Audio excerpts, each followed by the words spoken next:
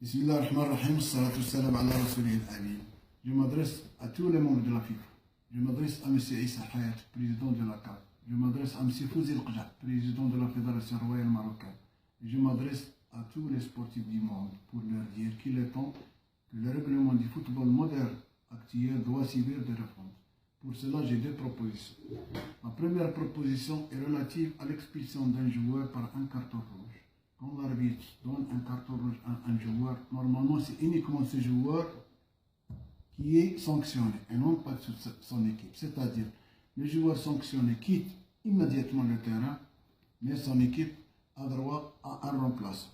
Un pour l'équipe adverse, elle n'a pas à réclamer parce que ce règlement est réciproque. Elle est censée affronter une équipe complète sur le nombre 11 joueurs contre 11 joueurs. Deux pour l'arbitre.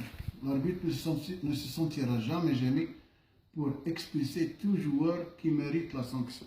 Seulement, il faut que ce carton soit limité à 3 par équipe. S'il lui arrive d'affecter un quatrième carton rouge, l'équipe de ce joueur n'a pas droit à un remplaçant et elle joue avec 10 joueurs seulement. Aussi, il faut que le jeu continue dès que le joueur sanctionné quitte le terrain.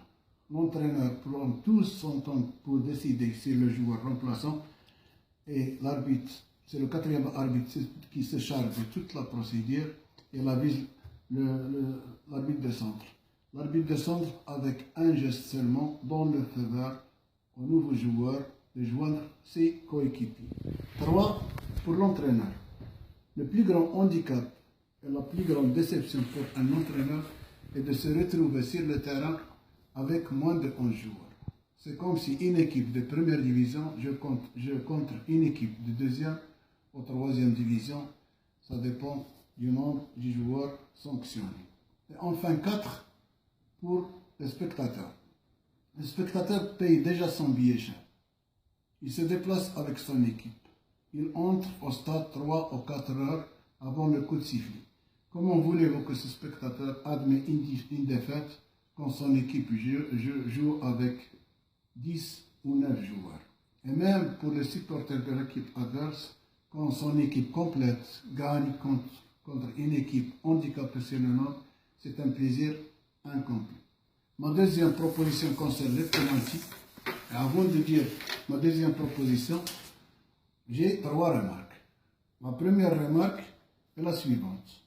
Quand une faute est commise contre un attaquant ici, dans le carreau 18, ou bien ici, ou même ici, tout près du poteau, est-ce que ce joueur était sur le point de marquer un but?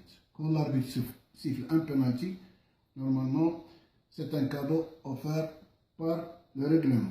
Je sais que c'est difficile, mais il faut définir une zone logique pour le penalty. Ma deuxième remarque, quand c'est un penalty, le joueur pose son ballon ici, c'est le point de penalty. Il est à quelques mètres seulement du gardien. Il tire le penalty. Le gardien risque tout son corps. Il plonge sur le ballon. Il l'arrête, mais il la lâche ici. Ce même joueur se retrouve de nouveau à quelques centimètres seulement et devant un gardien complètement battu, il marque le ballon avec son petit doigt du pied. Cet avantage est un cadeau offert par le règlement. Ma troisième remarque. Normalement, quand un penalty est sifflé, c'est le joueur contre qui la faute a été commise qui doit tirer le penalty. Sauf s'il quitte le terrain définitivement, alors c'est le remplaçant qui se charge du penalty. Combien de joueurs sont classés premier buteur rien qu'avec des penaltys? Cette tolérance est un cadeau offert par le règlement. Dans ma proposition à moi, quand c'est un penalty, le joueur tire le penalty. Si c'est un but, la balle est remise directement au point du centre du terrain, comme à l'accoutumée. Si ce n'est pas un but, à savoir le ballon sort en dehors du but, ou bien il touche le poteau, ou bien attrapé par le gardien, même s'il est renvoyé, ou bien lâché par le gardien, ce joueur n'a pas le droit de tirer une deuxième fois le ballon. L'avantage dont bénéficie le joueur sera transféré au gardien et il le mérite bien. Alors si ce n'est pas un but, la balle, si ce n'est pas un but, quel que soit le cas, la balle est posée sur le point de penalty et il est tiré dans ce sens par le gardien ou bien par un défenseur. J'espère que mes deux propositions soient prises en considération.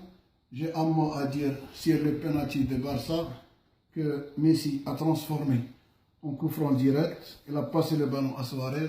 Je sais que c'est réglementaire. Suarez pouvait même avancer 2 ou 3 pas vers le but avec le ballon. Mais le penalty va perdre son charme. Ce que je propose, alors il faut laisser aux spectateurs le plaisir d'assister à un duel entre le joueur et le gardien de but.